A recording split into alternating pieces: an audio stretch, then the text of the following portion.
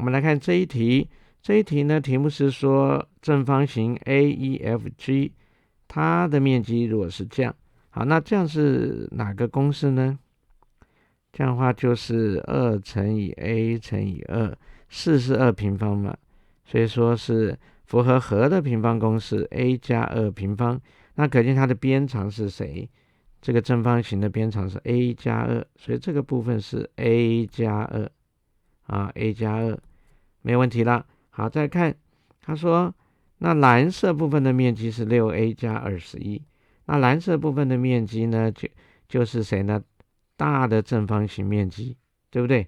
大的正方形面积，好，那去减掉小的正方形面积嘛，有没有道理？好，那就可以得到6a 加21，对不对？所以我们大的正方形面积就是 ABCD 面积啊。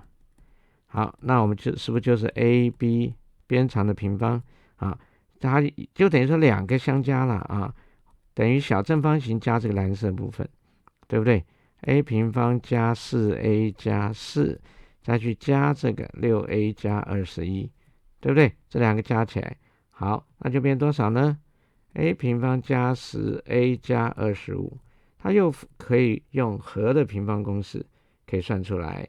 那应该就是 a 加5挂平方，同学可以试试看啊。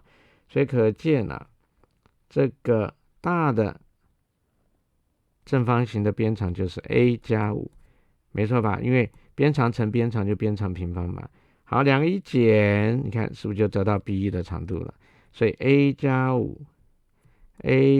5减掉 a 加2，好，那得到多少？